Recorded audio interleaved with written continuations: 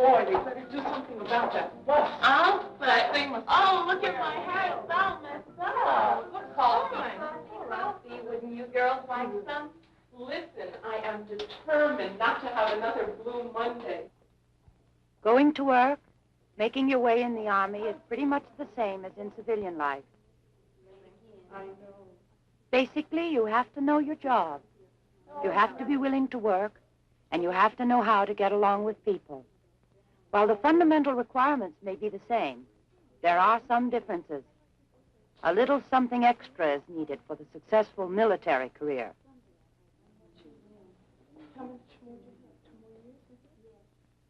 One of the most important ingredients, for example, is good military manners.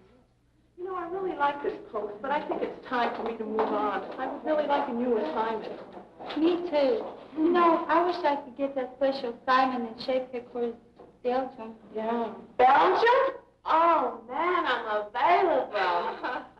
Boy, I would give anything to have that groovy job in Belgium. Just anything. Unfortunately, Miss Marilyn Vernon has that whole thing sewn up. Oh, does she? Marilyn She Vernon. really does. She hasn't You don't got a agree? chance. What? She Carol certainly does. Robertson. Oh, Robertson. Yes. It's Marilyn. Carol Robertson. No, you're There's wrong. no question about it. You're wrong. Marilyn has it all sewn up.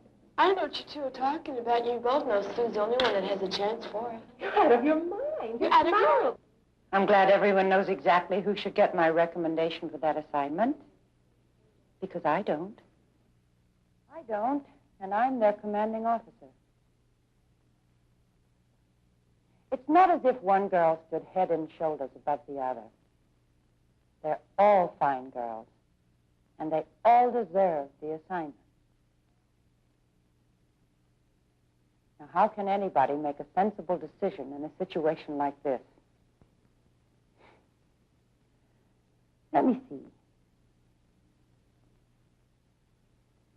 Who most deserves the assignment? Susan? Marilyn? Carol? I guess their co-workers know more about them than anyone else. For the help that you gave. Well, thank you, Mr. Jones. Okay. So you want to know about Marilyn. We have a fine group of girls in this office, and they do a wonderful job. I suppose Marilyn has always been a favorite of mine. She does a wonderful job, and besides, she's kind of nice to have around. A wonderful girl. Okay, she's a hard worker. We're all hard workers. What has that got to do with anything? She's a terrific-looking girl. That hasn't hurt her a bit, believe me. I guess Marilyn is one of the prettiest girls in my company. But I must say, she doesn't always make the most of it. She forgets herself and wears jewelry with her uniform. The extreme hairstyles she wears from time to time don't exactly go well with her whack uniform.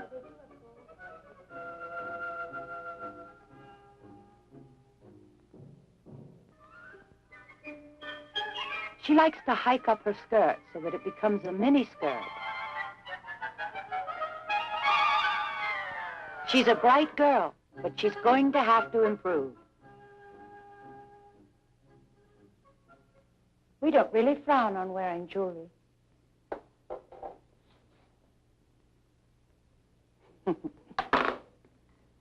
Or dramatic hairstyles, or the new-looking clothes.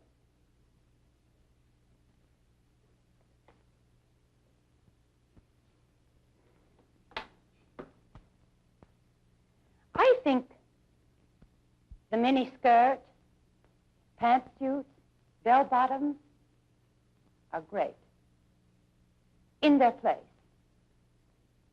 And that's the key. Wearing what is appropriate to time and place.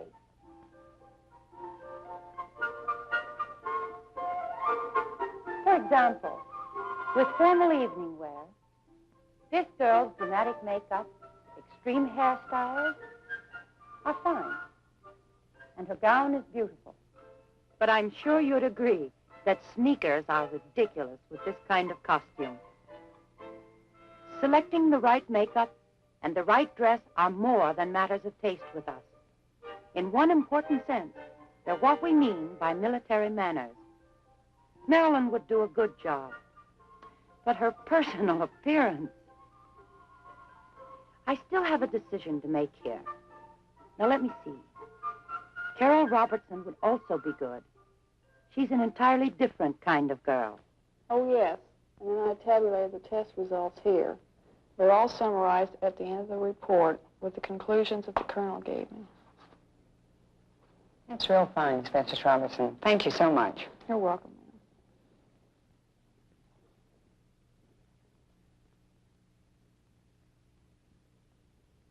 You can always depend on Carol. She really applies herself and works hard. In fact, sometimes I think she knows more about what's going on here than I do. She's a real marvel. But that's not just my opinion. Ask anyone. They'll tell you the same thing about Specialist Robertson. Carol is the most efficient person in this office. She works hard on her own projects. And more important, she's always there to help somebody. If you look over there, you can see what I mean. Now let me get this right, Carol.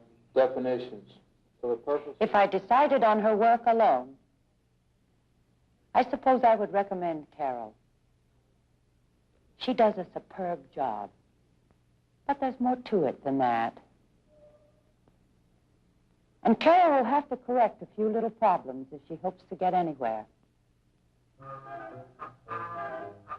Carol is neat, clean, and could be attractive. But I think she's confused about a few things. She confuses military bearing and behavior with male mannerisms. Well, they're not the same thing at all.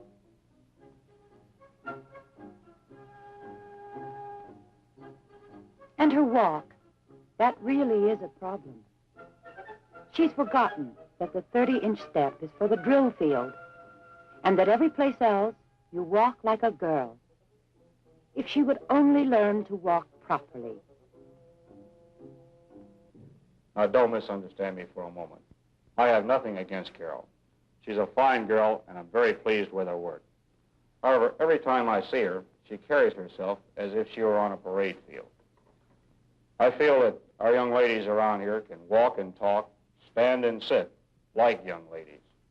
And I see no reason for them to change just because they're in uniform. Do you agree? Yes, sir. Fine. Thank you for coming by.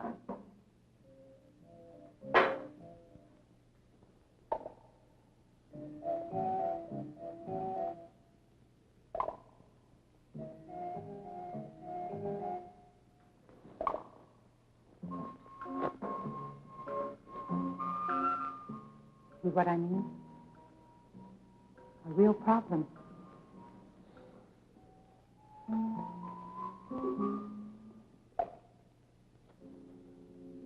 Now, Susan Mayfield is something else again.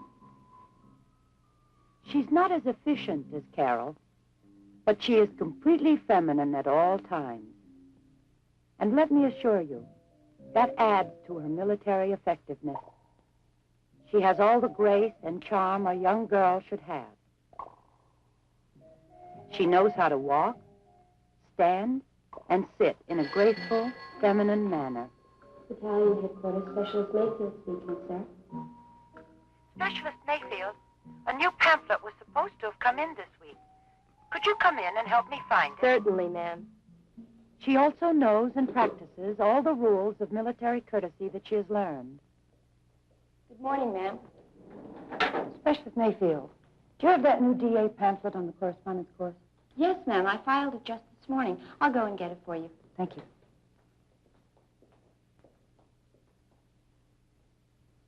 Holding doors open, standing while talking with an officer, are just a few examples of proper military courtesy. They serve as signs of respect, which an enlisted person shows her superiors. They also serve to show the alertness and the awareness of the individual. Those who tend to ignore proper military courtesy will also ignore courtesy in their civilian behavior. Here you are, ma'am. Thank you, Specialist Mayfield. Excuse me, ma'am. I believe my phone is ringing. Shirley. One of the most serious problems in proper military etiquette arises in answering the telephone. Susan knows how important this is, and she knows how it should be done. Battalion headquarters, Specialist Mayfield, sir. No, I'm sorry, sir. Captain Foster isn't in right now. Well, she is expected back at 11:30. Would you like to leave a message, sir? Well, yes, I'll see that she gets it. Major Murphy called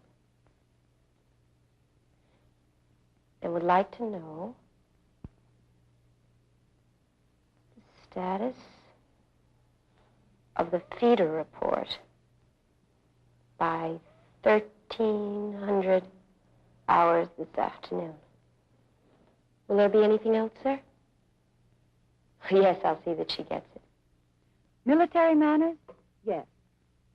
But more than that, correct telephone technique is an indication of personal effectiveness, of knowing how to get the job done.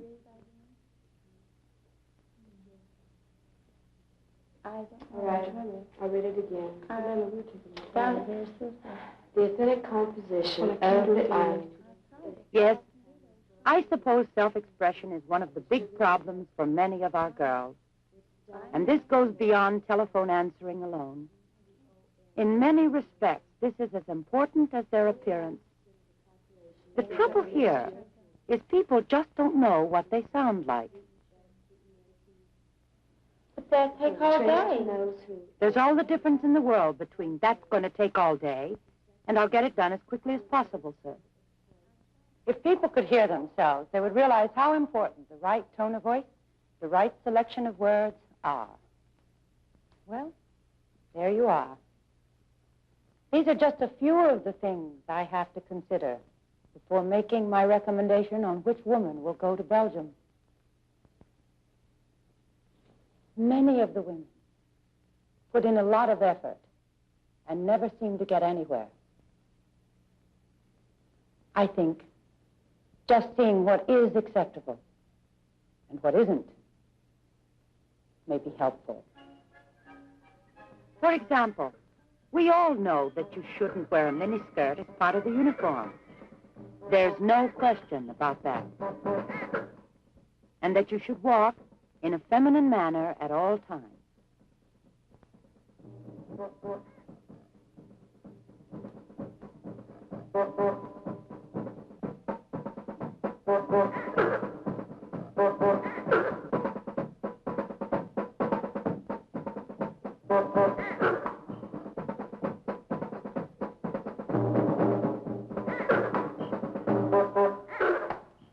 What we're talking about applies as much to civilian life as it does to the military.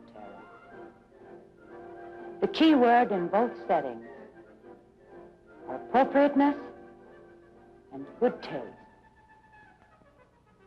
Now then, who do I recommend for the assignment to Belgium? As a rule, it goes to the girl who does something about her career. The girl who gives the matter a little thought, a little effort. In the final analysis, girls, it's up to you.